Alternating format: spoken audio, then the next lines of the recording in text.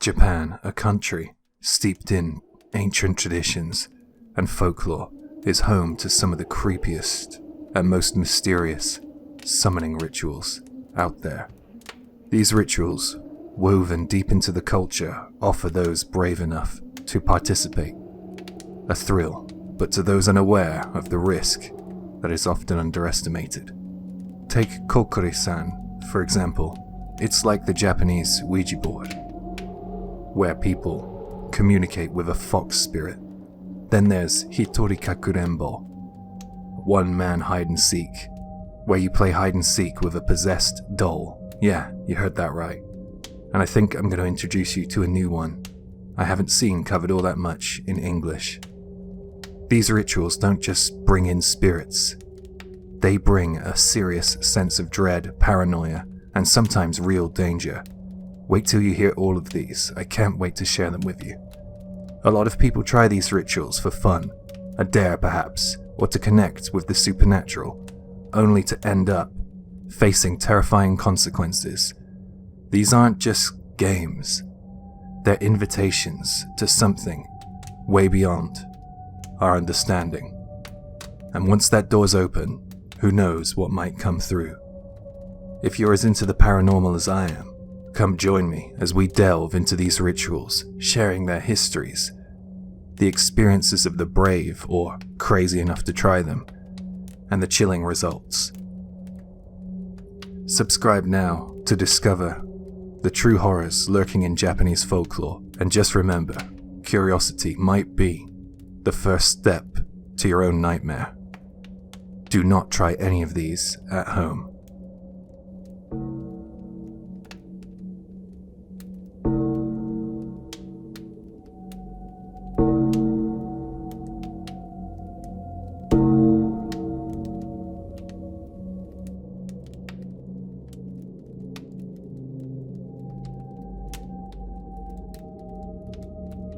Kokkuri San is a well-known spirit communication game in Japan.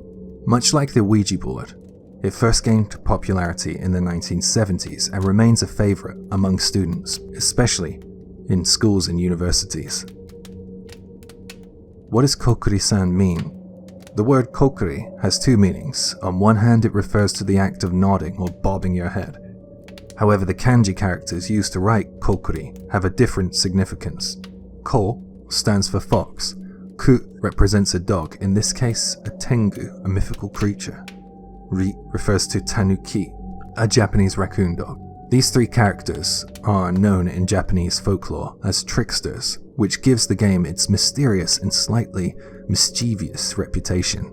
It also adds an element of danger.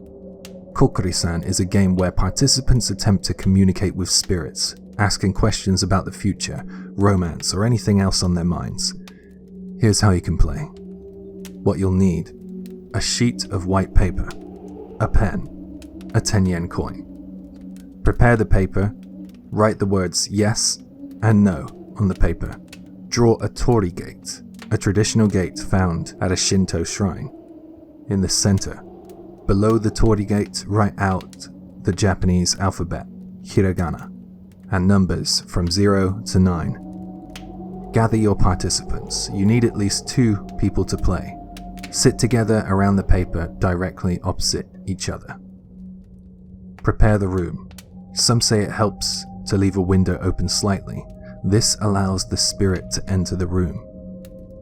Starting the game. Begin the seance. Place the 10-yen coin on the tori gate on the paper. Both participants should place their index fingers lightly on the coin.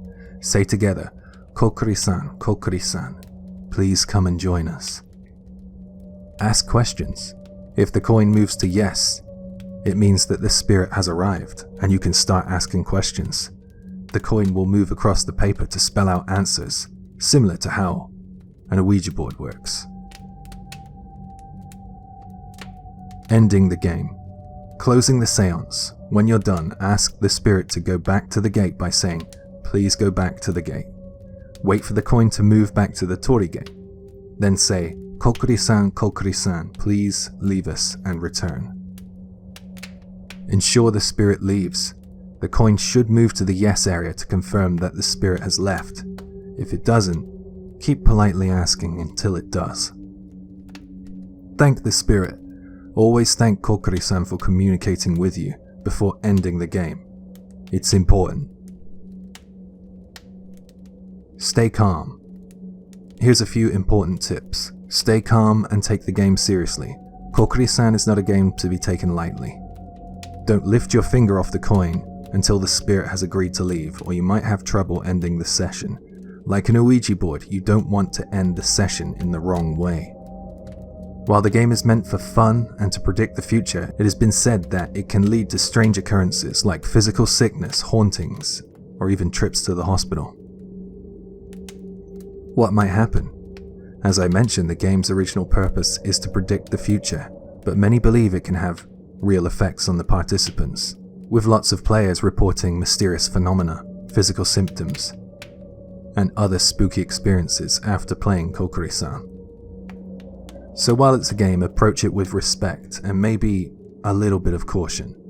There are multiple accounts of hauntings and ill fate befalling participants. You can find out a bit more about the accounts of this in my Kokkuri San video on my page. Note, while I'm no expert on Kokkuri San, feel free to ask me any questions in the comments and I'll do my best to help. And if I missed anything or got something wrong, I'd love to hear from you. Now let's listen in on an attempt to communicate with Kokkuri San. This is a story from my high school days. It's something that happened to me, and while I'm no authority on the subject, I'll try to recount it as clearly as possible. I wasn't in any clubs back in high school, but one of my close friends was on the tennis team, so instead of going home and doing my homework alone, I often stayed behind. I found a classroom that always seemed to be free, waiting for him to finish practice. This particular day was in November, or maybe December. It was already almost pitch black outside at around 5 p.m. All the mornings were horribly dark too. Man, I still don't like winter, even as an adult. I sat at a desk, with a good view of the windows. The noise from the schoolyard felt distant as I was working on my homework. I think it was maths, but that part's not important. After getting through about half of it, I took a short break. Just then, 2 guys and a girl from the neighboring class walked in and started talking to me. Hey, Kay, we're about to play Kokkuri San. You want to join us? Well, I love scary stuff, but when it comes down to actually doing something like that, I'm not so brave. So I politely declined, but they wouldn't take no for an answer. Alright, can we at least do it in here? Because there's no teachers here, you can just watch. I was a bit annoyed, thinking, why here? But I guess it was because it was quiet and out of the view of adults. Also, I felt bad for refusing to join in twice, so I shrugged it off and said, do whatever you want. They were eager to get started, but I was focused on finishing my homework by 6 p.m, so I didn't pay much attention to their game. I could hear them making noise, but I wasn't really listening. I was trying my best not to get involved. I was down to my last page when I suddenly smelled incense, like the kind you burn at a shrine. It struck me as odd because incense in a school doesn't make any sense. I turned to see what the 3 of them were up to, and that's when I saw her. There was a girl standing outside the window. She had long, black hair that hung to her shoulders. Her arms and neck drooped lifelessly. The light from the classroom hit her just right, so I should have been able to see her face, but for some reason I couldn't. I could see that she was wearing our school uniform. I was stunned, but what shocked me the most was that this was the 3rd floor. I tried to speak, but all I could manage was, guys, hey. I looked at the 3 of them. They were all staring down at the 10-yen coin. Their index fingers were resting on it, and they were mumbling something under their breath. I strained to hear what they were saying. Kokkuri San, please go back. Kokkuri San, please go back. They kept repeating it over and over. I realized that they must have seen the girl outside the window too, which is why they were avoiding looking up. I felt panic rising, but I didn't know what to do. When you suddenly find yourself in a situation like that, your mind just freezes. After what felt like 10 seconds, I snapped out of it. I needed to get out of there. I thought about calling a teacher, so I jumped up and ran for the door. I grabbed the handle, but it wouldn't open. I pulled harder, still nothing. I put all my strength into it, and that's when I saw her again. This time she was standing outside the classroom. I could see her down the hall through the small window in the door. This time, I could see her a little more clearly. There was blood, and her eyes were just dark, empty holes. I couldn't help it. I screamed and I turned away. It was just instinct. At that moment, it was like something snapped. When I looked back, she was gone, and the door opened easily. I sprinted to the staff room, grabbed the teacher, and brought him back to the classroom. When we returned, the three of them were sitting there, heads down, crying. They wouldn't talk about it that night, but the next day one of the guys, after he calmed down, told me what happened. Apparently, before I came to our school, there had been a student who jumped to their death from the 3rd floor. They had been bullied and they couldn't take it anymore. When the three of them started playing Kokkuri San, they didn't really believe it would work, but the 10 yen coin started moving on its own. They asked a bunch of questions and soon began to suspect that they were communicating with a former student. One of them, half joking, said, Kokkuri San, are you the student who jumped 4 years ago?" And the coin slid over to yes. That's when the smell of incense filled the room and the real horror began.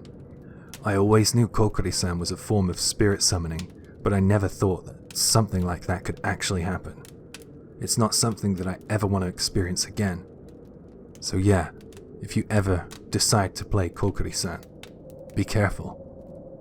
And thanks for listening to this long story. Take care, everyone. My prayers go out to that former student.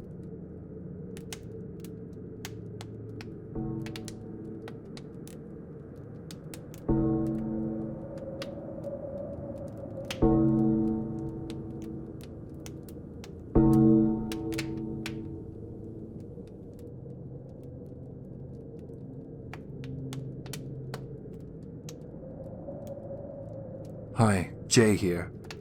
Before we begin, I just want to say that this one is a bit of an urban legend, so be sure to take this one with a hefty pinch of shield. That being said, I'm a big fan of this story. I haven't heard anything like this one before. This story was passed down to me from my uncle, who spent some time living in England. He heard it from a local co-worker, a fellow who was as British as they come. There was once a young man, a university student, who had a girlfriend in the same year. They were deeply in love, so much so that they had even talked about getting married after graduation. Life was perfect for them. But then, tragedy struck. She was killed in a car accident. She was a pedestrian, and the driver was distracted, leading to the fatal accident. The young man rushed her to the hospital, but it was too late. She had suffered a traumatic brain injury and passed away. Her body, however, was almost serene, as if she was merely sleeping. This only deepened his despair. He was crushed, devastated beyond words. The funeral was a sober affair, the atmosphere heavy with sorrow. Her family and his stood in silent mourning, imagining what could have been. And he was now a mere shell of his former self. After the funeral, he withdrew from the world, rarely attending classes, and spent most of his time holed up in the old apartment he had shared with her. He surrounded himself with memories of her. Photos of them together adorned every room: the living room, the kitchen, the bathroom, the bedroom, even the hallway and the toilet. He needed to feel her presence at all times, no matter where he was. His friends were worried sick about him. They would visit him often, trying to pull him out of his dark hole, but nothing seemed to work. There was even a young priest who lived directly above his apartment. The priest who had befriended him and was just a bit older tried to offer comfort as well, but it was all in vain. The young man continued his days, eating just enough to keep from starving, and spending every waking moment staring at her pictures. One night as he lay in bed, Something from his childhood floated to the surface of his mind. It was an urban legend that he had heard long ago. A story that whispered of a way to meet the dead. The method he recalled was simple.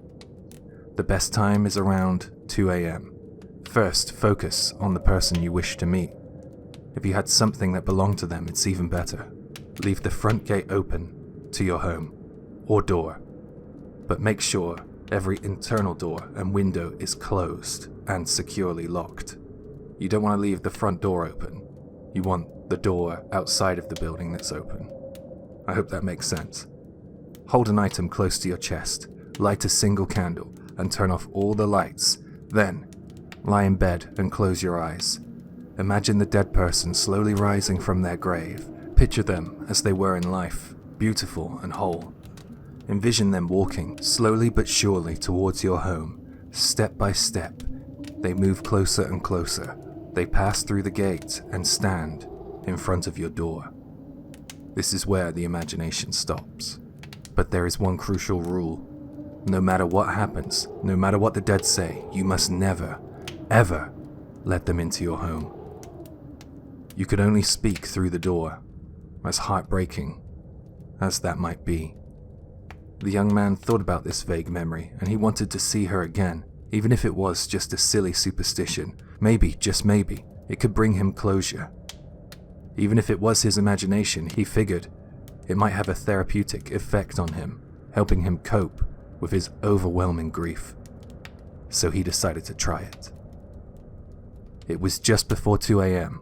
He did not live in a fancy modern apartment with an automatic door, so he opened the front door to his building and put something heavy in front of it to prevent it from closing. Then he took her favorite dress, one she loved to wear, clutching it to his chest. He lit a single candle and turned off all the lights. He lay in bed, closed his eyes, and began to imagine her resurrection. The apartment was old, and as he lay there, he could hear the faint creaking of the floors above from the church-going man overhead. He heard the faint sound of water dripping. It was like something was leaking, but he forced himself to ignore it, focusing instead on his memories of her. He pictured her as she had been in life, beautiful, smiling. Suddenly he was jolted awake by a loud, repetitive banging. His heart raced. He didn't realize he had fallen asleep. He was disorientated, trying to make sense of the noise. It banged again. It was coming from his door. The clock showed that it was 2:50 a.m. Who could possibly be knocking at this hour? It couldn't be a friend. They wouldn't come over this late. He started to feel cold sweat trickling down his face. Could it really be? He grabbed the candle, holding it close as he cautiously approached the door. The banging stopped abruptly. "Who's there?" he called out, his voice trembling. There was no answer. "Is that you?" He called out her name, but still no response. He pressed his eye to the peephole and felt his breath catch in his throat. There, standing, with her back to the door, was a woman with long, darkish hair. Someone was definitely there. "Please, if that's really you, say something," he whispered. Tears beginning to form in his eyes as memories of her flooded back. "I'm cold." The voice was faint, muffled, but eerily familiar. It sounded like her, yet something about it was off. "I'm cold. Let me in," the voice said, sending a fresh wave of grief crashing over him. He wanted nothing more than to open the door, to hold her close again, to never let her go. To hell with the rules, he thought, as his hand reached for the doorknob. The moment he turned the doorknob, the woman slipped into the room without a sound. Still facing away from him, her long hair hung down, obscuring her face as she moved in a way that was unnatural. Every time he tried to get a better look at her, she would turn away, keeping her back to him. "Come, "Sit on the bed at least," he stammered, trying to keep his voice steady. She did as he asked, but as she sat down, a foul stench filled the room. The smell was unbearable, like something rotting.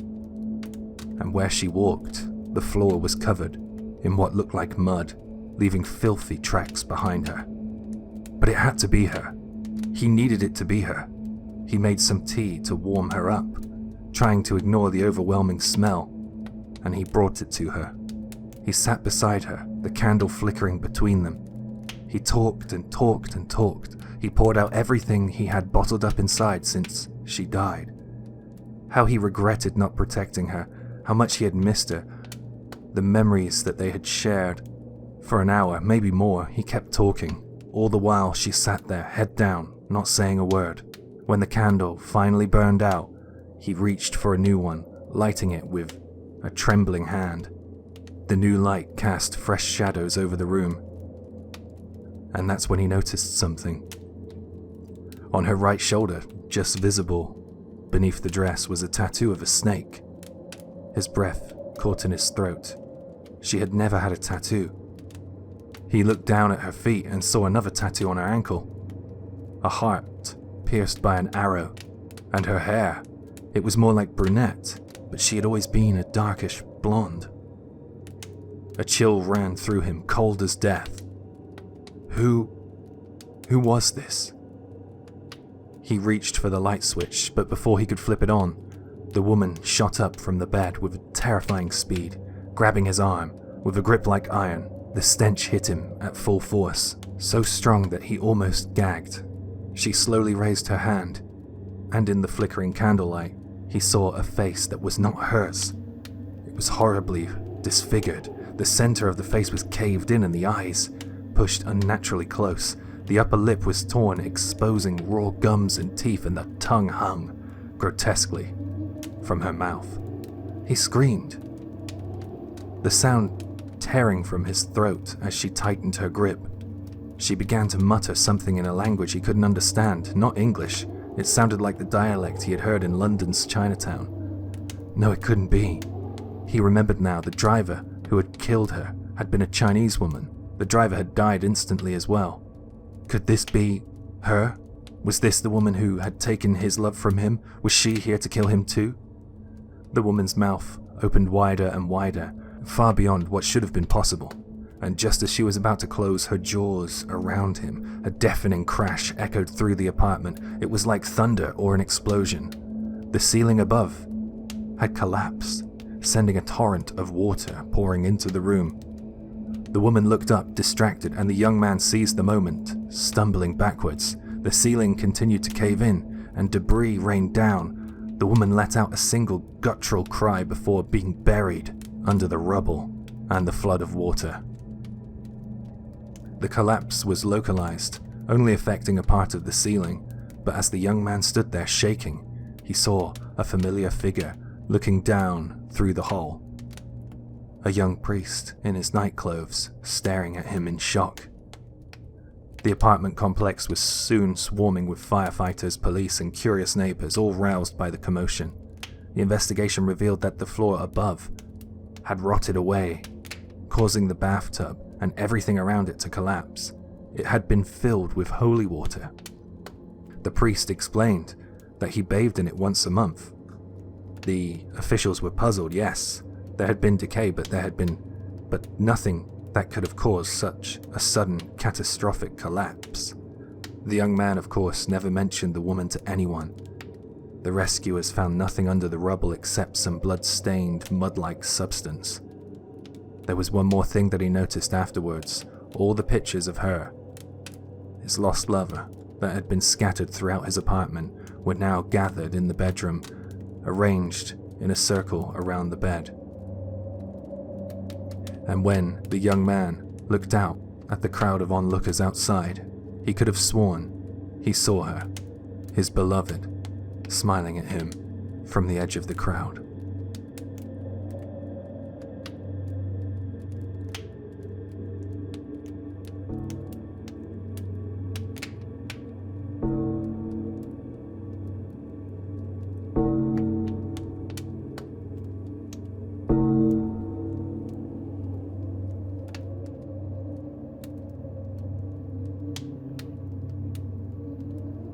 Hitorikakurenbo, or one-man hide-and-seek, is a modern-day ritual that has become a Japanese urban legend.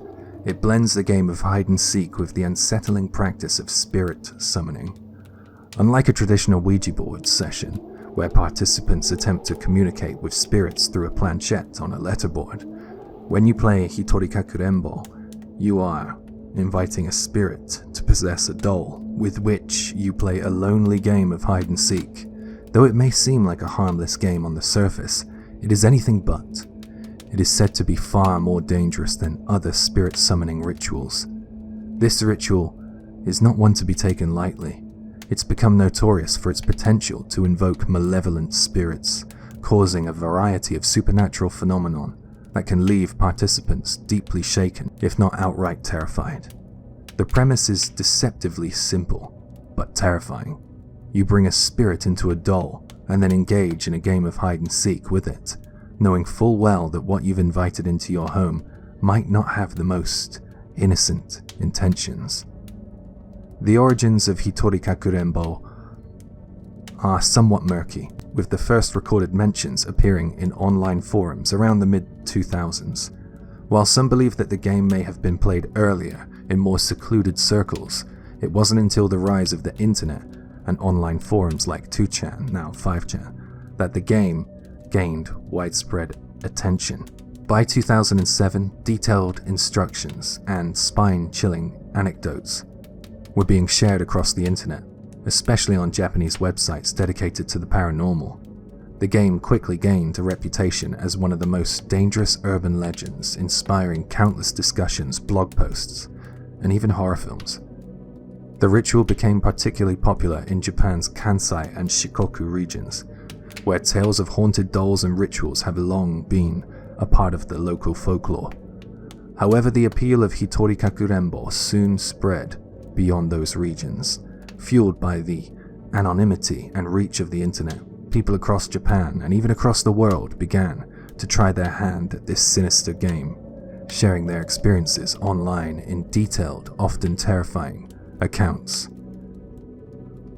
What sets Hitorikakurenbo apart from so-called other games is the overwhelming number of reported paranormal experiences that follow those who dare to play. The ritual is not just a game, it's a method of spirit summoning that can have very real and terrifying consequences. Participants have reported a range of paranormal phenomena, from the mildly unsettling to the outright horrifying. Commonly reported experiences include: the doll goes missing. One of the most frequently reported occurrences is the doll disappearing from the spot where it was left. Players often find the doll in a different room or even in places that were previously locked or inaccessible. Poltergeist activity. Many players report objects moving on their own, doors slamming, and other signs of poltergeist activity during or after the ritual. Unexplained noises. Participants frequently hear strange noises like footsteps, whispers, or even screams coming from other parts of the house. Sometimes these noises occur even when the house is supposed to be empty. Malfunctioning electronics. Electrical appliances often behave erratically during the ritual. TVs might turn on and off by themselves, lights flicker, and phones die suddenly even if they were fully charged. Physical sensations. Players often experience sudden chills, a feeling of being watched, or even physical pain, like sharp pains, headaches, or ringing in the ears. Ghostly apparitions. Perhaps the most terrifying reports come from those who have claimed to have seen ghostly figures or shadows in their homes after playing Hitorikakurenbo. Even people who have never experienced anything paranormal before have reported seeing ghosts after attempting this ritual. How to play Hitorikakurenbo. If you're listening to this with the intention of trying Hitorikakurenbo for yourself, be warned. Even if you follow the instructions to the letter, there's no guarantee that you'll emerge from this experience unscathed. In fact, many believe that no matter how well you prepare, you're still inviting danger into your home. If you want to proceed, I'll show you how to do it. Materials needed: a stuffed doll, A doll that has arms and legs. Make sure the doll doesn't have a name tag with your name on it, or it holds any kind of sentimental value to yourself. Uncooked rice. You'll need enough to fill the doll.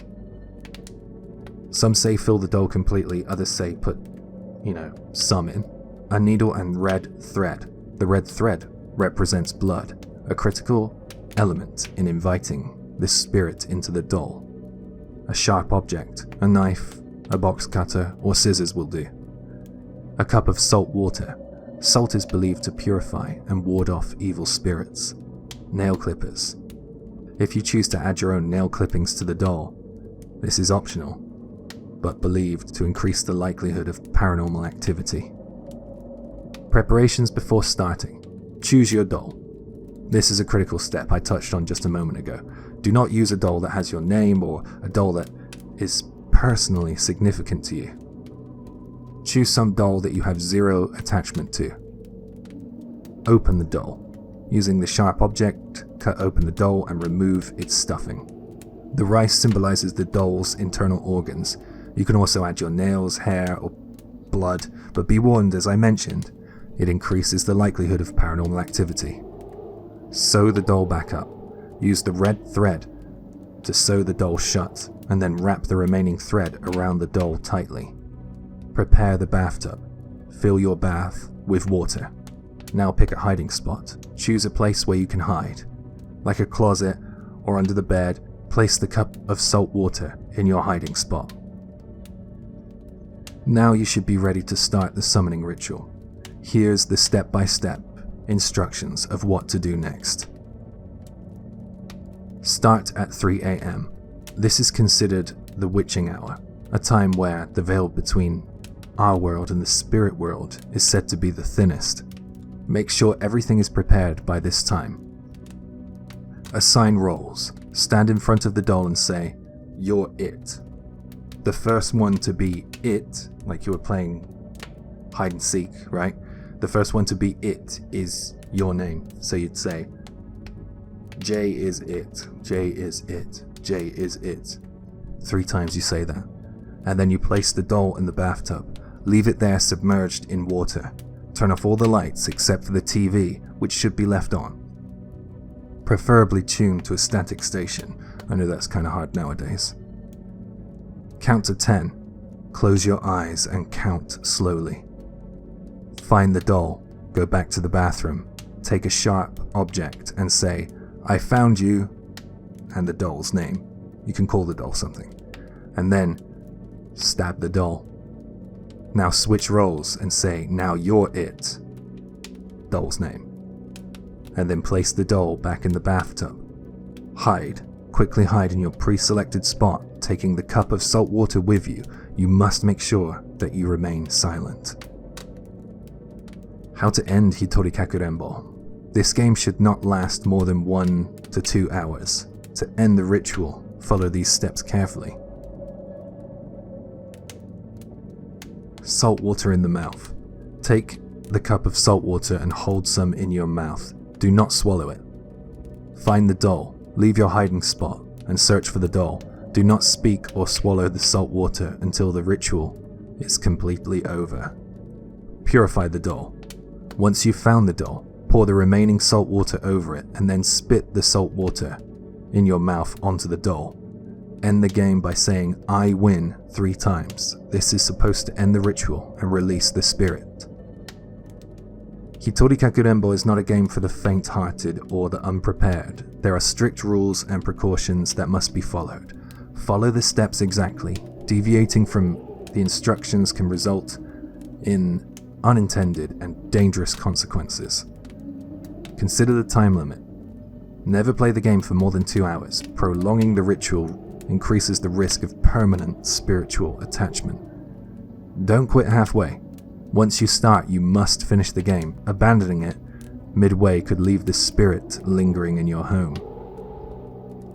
Stay indoors. Do not leave the house until the game is over. You could bring the spirit with you if you leave. Keep the lights off, except for that TV.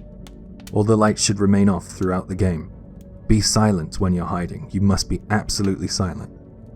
Be sure to play alone. This game's effects can extend to others in the house, so it's recommended that you only play if you are alone. Destroy the doll. Once the game is over, burn the doll. This is to ensure that the spirit does not return. Over the years, Hitorikakurenbo has been played by many people who have shared their experiences online. Some of these stories have been legendary in their own right, adding to the game's reputation. Here are a couple of some of the chilling accounts I've found. In one of the earliest documented cases, a player decided to play Hitorikakurenbo alone in their apartment. After preparing everything and starting the game, they immediately noticed strange occurrences. Faint whispers echoed through the rooms. A cold draft seemed to follow them wherever they went. The player had forgot to bring the cup of salt water to their hiding spot, which made their situation even more perilous. As they crouched in the closet, they heard what sounded like soft footsteps approaching their hiding place. Terrified, they called out for a friend to help, whispering frantically over the phone. The friend arrived and helped them end the ritual, but not before they heard disembodied voices and strange knocking sounds that seemed to come from the walls. In another case, a player used the doll that had belonged to their sister, thinking it would make the game less frightening. After starting the ritual, the player heard a loud bang coming from the bathroom where the doll was. They went to investigate, and the player saw that the doll had been moved from the bathtub to the middle of the bathroom floor. Panicking, the player ran out of their house and spent the night at their friend's place. The next day, they returned to find the doll in an even more disturbing state. Its head had been twisted backwards, and its eyes appeared to be stained with blood. If that wasn't enough, all the electrical appliances in the house had stopped working, and they had been working perfectly fine the night before. Hitorikakurenbo is not just an urban legend or spooky story to tell at sleepovers. It's a ritual, according to those who have played it, can have some very real and terrifying consequences. Whether you believe in spirits or not, the psychological impact of playing this game can be profound. The isolation, the darkness, and the eerie silence combine to create an atmosphere of fear that can be overwhelming. If you're still considering trying Hitorikakurenbo, remember, at your own risk, this game is not for the faint of heart, and it could have consequences far beyond what you might expect. The game is a powerful psychological experience that can have lasting effects. If you do decide to play, proceed with extreme caution, and always follow the rules precisely. After all, when you're playing hide and seek with something that isn't quite human, it's better to be safe than sorry.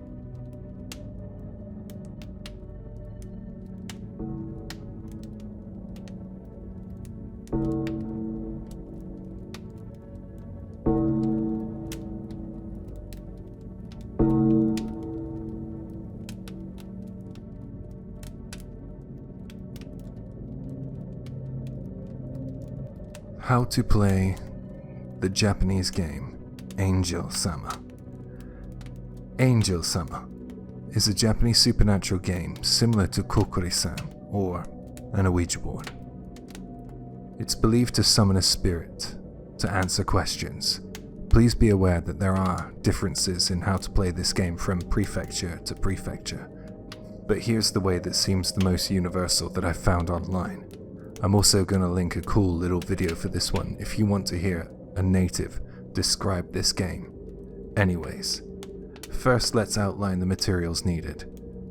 A clean sheet of paper, a pen or a pencil, at least 2 participants, a flat surface like a table.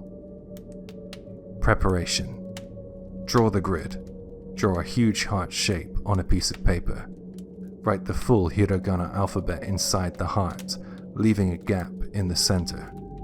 Below the hiragana alphabet, write the letters 1 to 9, and then leave a 0 at the end.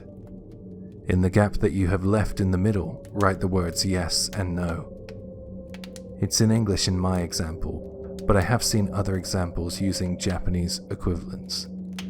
In the middle of the yes and no, draw an arrow, like from a bow and arrow, like Cupid's arrow. Prepare the paper. The participants should be facing each other before you play, with the paper on the table between them.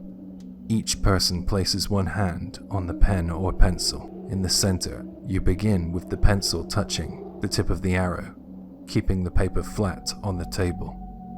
Starting the game. Summoning Angel Sama. The participants chant together, Angel Sama, Angel Sama, please come. After chanting, one person asks, Angel Sama, are you here? Next, the participants can now start asking yes or no questions. The pencil on the paper is supposed to move towards yes or no as the angel or spirit responds.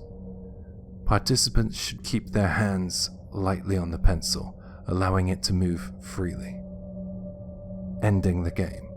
To end the game, the participants must say, Angel Sama, please go away. Wait until the paper moves to yes as confirmation that the angel or spirit has left. The game is over when the angel confirms they have left. Important rules. Never play this game alone.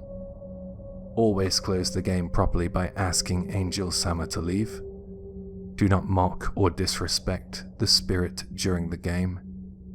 If the paper does not move, or if the angel does not respond, end the game politely and try another time. Above all, snap the pencil or pen and burn it. Destroy it completely. The game is rooted in Japanese folklore and should be approached with respect. It's believed to involve the supernatural. Remember that you're inviting something in, and be aware of the inherent risks that possesses. Back in the second year of junior high, there was a craze among my classmates called Angel Sama. Everyone was into it, even the boys. At first I thought it was just a fun, silly game, and we'd gather in groups after school to play. But things started to get a little creepy when we asked questions like, where did you come from? And got answers like, from outside the window, through the rain, just for you. And to some answers, completely off topic, we would just get the plain frightening one-word response that was, lonely. It got even weirder when we asked, at what age will so-and-so get married? And the response was, you won't. You'll die at age whatever. One by one, people began to lose interest, feeling uneasy about it all. In the end, it was just 4 girls who kept playing, skipping club activities to stay after school and continue. These girls were the type to be interested in anything occult-like, and it seemed like they couldn't stop themselves. They were totally hooked. One afternoon, the sun was shining, and the 4 girls were gathered in the classroom playing as usual. I was there too, just watching from the side.